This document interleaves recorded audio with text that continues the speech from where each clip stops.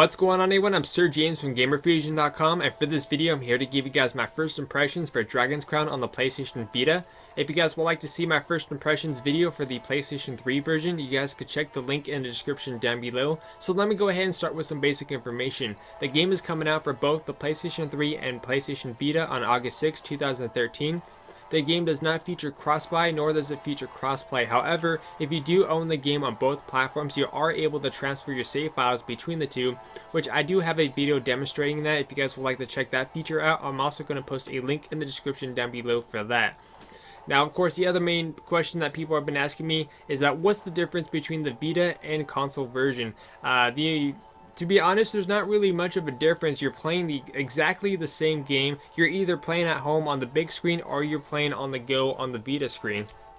And of course, on the Vita, you do have actual touchscreen control interfaces, going through the actual menus and using this hand right here, which I'll demonstrate in the actual game what that's all about. So what I'm going to go ahead and do is that I'm going to go ahead and show you guys the 6 characters that you're able to play as. I'm going to go ahead and pick one. We're going to go and do the very first quest in the game, which is taking place after the tutorial level, because that's pretty much the boring version. You guys don't want to watch the tutorial because it's basically teaching the basics of the controls, but you do have that option when you first start off the game. And of course, then afterwards I'm going to show you where everything is and what everything's all about in terms of where you go to repair your weapons, what to look out for, how to build your character, and basically all that fun stuff. So anyways, let me go ahead and show you guys the characters. There is a total of 6 playable characters in the actual game. So I'm going to go ahead and go to create new. I have beaten the game with the fighter already on the PS3, which I did transfer my save file onto the actual Vita, but I'm not going to use that character for this video because it will contain spoilers. So I'm going to be using a new character and skipping the tutorial level. So in the game, like I said, you do have a total of 6 playable characters. You have the fighter, sorceress, wizard, elf, dwarf, and last but not least is the Amazon. So for this video, I'm going to go ahead and use the dwarf. I have not used him before, so this should be interesting. The only people I've actually tried out is the fighter, which I've already beaten the game with him. And I've started to play through with the elf, which, you know, I'm kind of struggling with her because she's recommended for expert players, which I can understand why.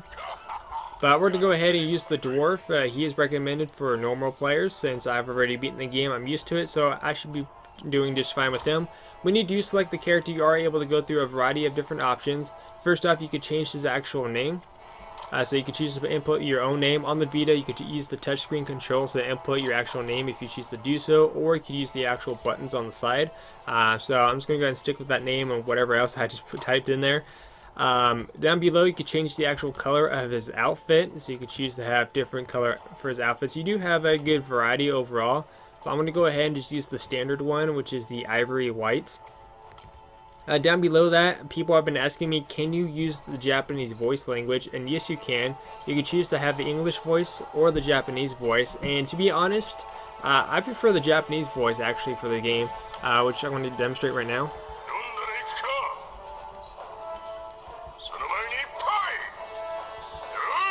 And here's the English voice.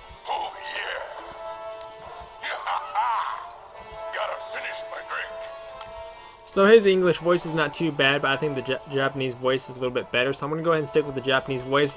Down below that, you could select, you could create a greeting message, selection message, resurrection, and dying message as well. But I'm not going to bother with that because I'm going to go ahead and get straight into gameplay, so you guys could actually see the game in action on the Vita. The game is running at 60 frames per second, butter smooth, so that's a really good thing on the actual handheld itself. I'm going to go ahead and create him. And we're going to go ahead and start with this character.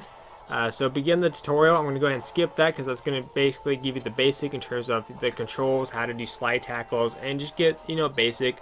I do, however, want to note that for the characters, that some are going to be different. Like the elf requires arrows, which the enemies will drop, so you got to use those for basically her abilities. For the magic users, you actually hold the actual box button and to build up your actual mana, your magic, because you do need magic to cast spells. So that's like pretty much the only difference between a regular class and a magic and or archer. So I'm going to go ahead and leave the tavern and of course give you guys a pretty much hear the actual narrator. You are going to hear this narrator throughout the entire game. Whoever does the narration for the game, it does a really nice job. I think he did a fantastic job overall. So I'm going to go ahead and let you guys listen to him just for a brief second. What she does give you guys an update on what quest you are every time you enter or leave an area. You came to Highland as an adventurer. Like many of your fellows, you strove to challenge the dangerous labyrinths here. The labyrinths were every bit as perilous as you'd heard. Most were lucky to even have their bones exit the ruins. You don't currently belong to the guild. I recommend registering. You can get jobs there and learn skills. Alright, so basically the information, since this is the very beginning, pretty much the very first quest, is that you're not part of a guild, so you're going to go ahead and join a guild. In the guild, you're able to actually upgrade your character's skills and build upon that. And what's cool is that, I'm going to go ahead and just demonstrate really quick, is that you're going to see people walking around. You could actually interact with them, not talk, but you can actually, hit them. For example, when you hit her chest jiggles around. You could actually hit, your allies that are with you. You can knock this guy's apples down. So just fun little interactive stuff there. And what I actually found out is that if you mess with them too much, you're going to get arrested, which I thought was pretty funny. So I'm going to go ahead and enter here. I'm going to quickly skip the dialogue, not to spoil anything. So basically, he's giving you the very first quest. In the tutorial level, when you first speak to him, he's basically going to have you go to the magic item shop to repair your weapon, which I want to show you guys what that's all about at the end of the actual first quest. I'm going to go over that information for you guys, just to give you guys the basic or heads up for those of you who are about to get the game.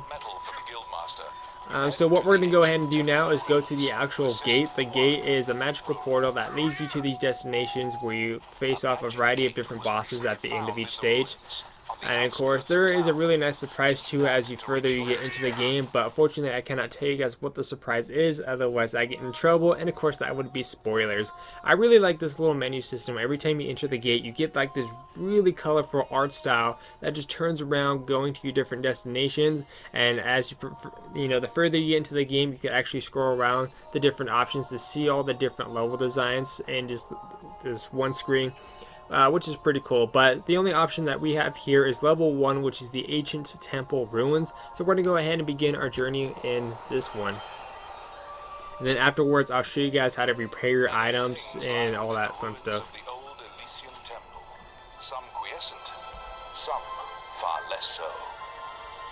An ancient dragon spoken of in myths is said to have destroyed the Elysian civilization in one night.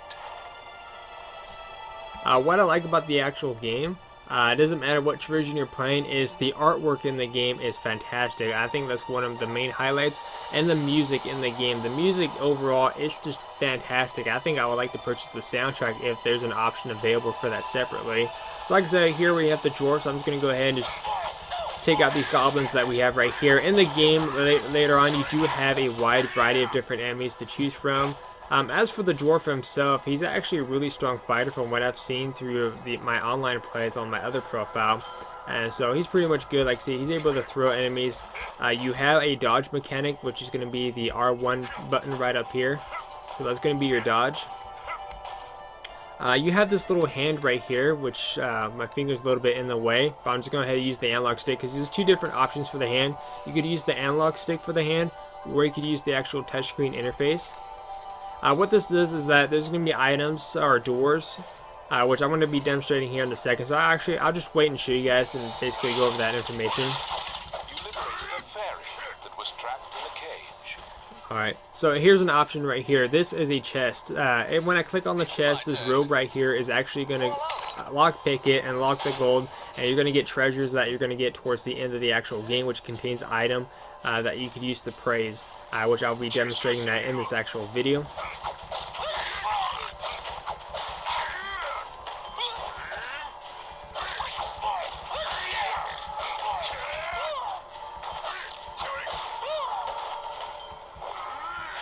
So you do have like different attacks, like down box, down, or up box. You have holding the circle button. So this is another thing I'm going to go over. When you see this little icon, this red X, basically you cannot use the weapon, or you can't pick it up until the X is gone. So I'm going to go ahead and do that one more time. It's basically a powerful attack that the enemies are able to knock out your weapons, which are going to make your attacks weaker until you actually pick up your weapon once again. But when there's a red X, you can't pick it up, but once it's gone, you can pick up that item. You have made your way. I'm going to skip the dialogue for you guys. So here's an item. Once I take out these enemies, I'll demonstrate what I was talking about with the actual little hand movement. And honestly, this is my first time using the dwarf, and I gotta say he's pretty cool. I think I'm gonna use him for my Vita walkthrough, to be honest.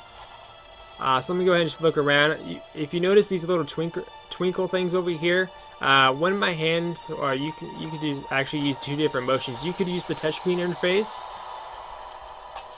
and it's gonna actually pop out items, which is gonna add to your score in the end. So you're gonna get a much higher score in terms of the amount of gold you get.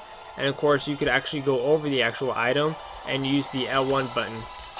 So there's two different ways to go through that. So I'm going to go ahead and use the rogue for two different options right here. First up, I'm going to have him unlock this chest right here. If you don't want to use the touchscreen, you can actually go over with the actual analog stick and use the L1 button if you choose to do that. So here we have a hidden door, or it's not really hidden, but just a little secret passage leading to another section. So instead of going to the main portion, I'm going to go here into this door. I have a feeling there may be some secret chests back here that I don't know about, and I may get some good loot.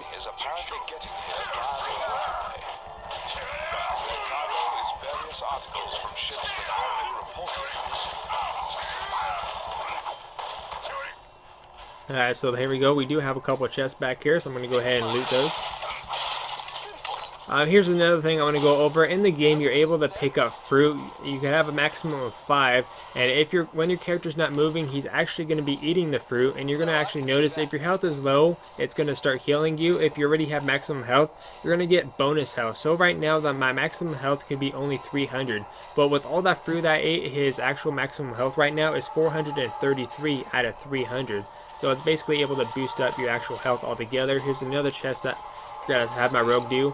And what the rogue also does is that if there's any gold items that you missed, you are able to send him over to actually pick it up. Or actually, not send him over, but he'll go automatically and pick up the extra loot that you forgot about.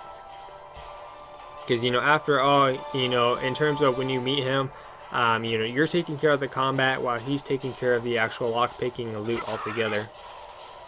And at the end of each stage, you do face off on a boss, which is pretty cool. There is a ton of variety of different bosses in the game. Some surprises, others look pretty badass, but like I said, the boss fights are pretty cool.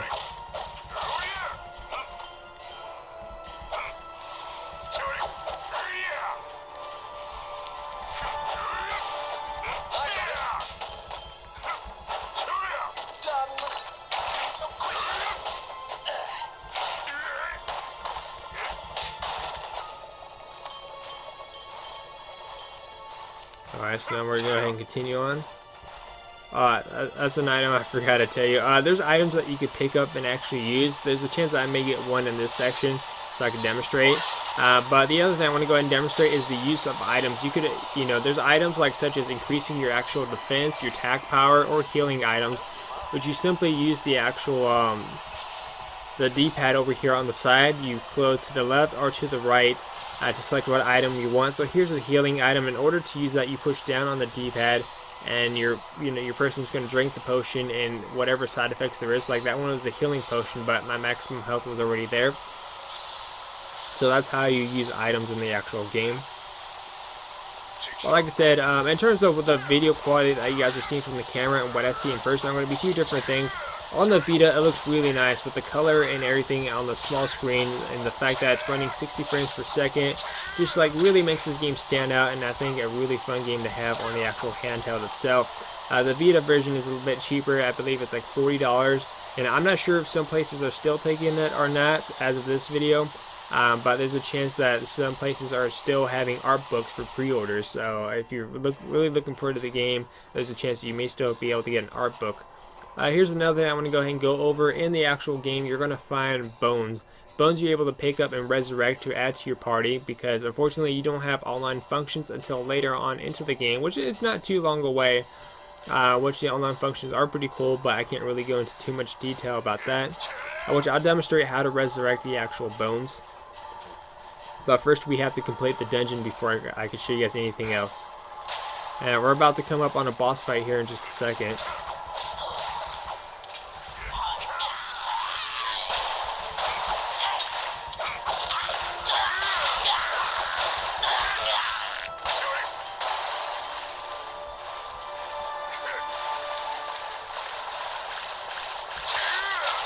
Here we go, now we're about to face the Harpy. So this is just one example of a boss that you'll be facing in the game. Like I said, there are a variety of different bosses.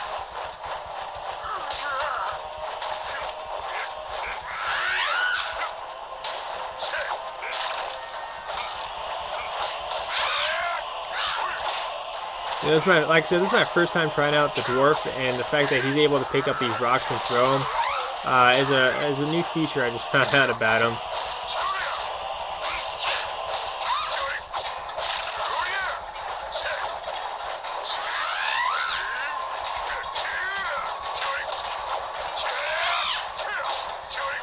So the dwarf overall is actually pretty cool. It's my first time actually trying out this character, and I'm definitely going to be using this guy for my Vita walkthrough.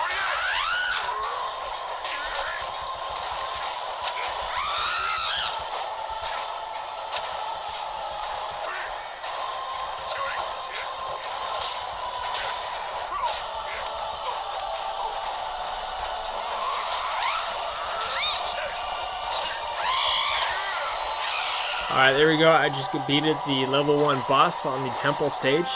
So now afterwards you're going to get a really nice screen giving you all your bonus, your gold, your loot. So the treasure rank, I got a B for that because I didn't get all the treasure, but it's still not that bad. You do get a screen in terms of your time bonus, your time bonus, your time spent on the actual portion. So this was 8 minutes and 40 seconds, longer than expected, but I was going over the basic stuff for you guys. The total round score, and of course you're going to get a treasure rank. So here I got a D, D, E, C, E, B, B. The higher the rank, the better. The S is the highest that you can go, and here you get another screen in terms of score. You get treasures obtained. So like I said, S is the highest and E is the lowest. So the S, A's, and B's are the best, especially the S. So I mean, the main thing is try to get an S item, which I don't think you get in the very beginning as of yet. And the next screen that you're going to get is a level up screen, or right here is going to continue your experience. I leveled up 1.5 times, not that bad. And then over here is going to give you the stats in terms of how much your strength has increased, your HP, your level. So now I'm currently level 2. The amount of skill points which you could use to build up your character's skill tree. And then over here you're going to get spoils. The spoils is going to contain items and loot that you found in the game, and in order for this, because you don't have the items right away, you have to pay currency in order to actually get these items.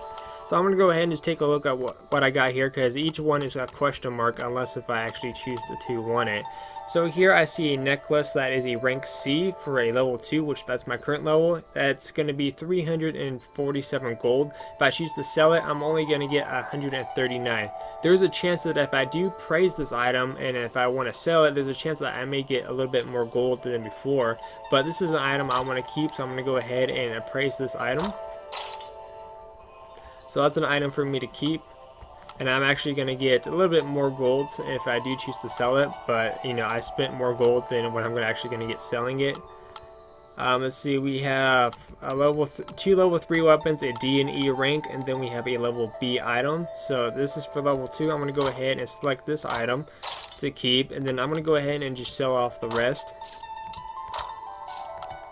Gold is really important in the game because you're going to use that to repair your items, resurrect the dead.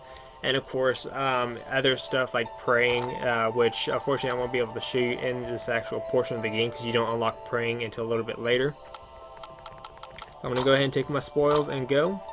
So I do have a new weapon, which I'll demonstrate how to actually equip new weapons in the game. You have fulfilled the request. Report your work to the guildmaster. So now the next step I want to show you guys is, let's go ahead and start with the actual equipping new weapons with your character. So when you first start, you're going to get a really nice artwork with the character that you're playing. So here's the dwarf. You have equipment, armory, your view your skills once you unlock that, your stats. You can check that your requests and different options as well. So in order to equip different weapons that you've unlocked already is to go to the equipment slot.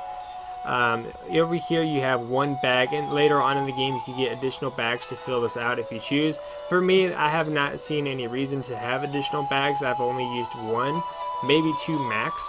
But anyways, I'm going to go ahead and switch out my weapon because I did find a bigger hammer. So this one does, you're going to have an indication if it's an arrow going up and yellow, that's going to increase. If it's a blue arrow going down, that means it's going to decrease. So this one's going to increase the attack, so this one's going to do 2 to 6 damage. Later on in the game you do get weapons that do massive amount of damage once you level up to that portion. So I'm going to go ahead and select that.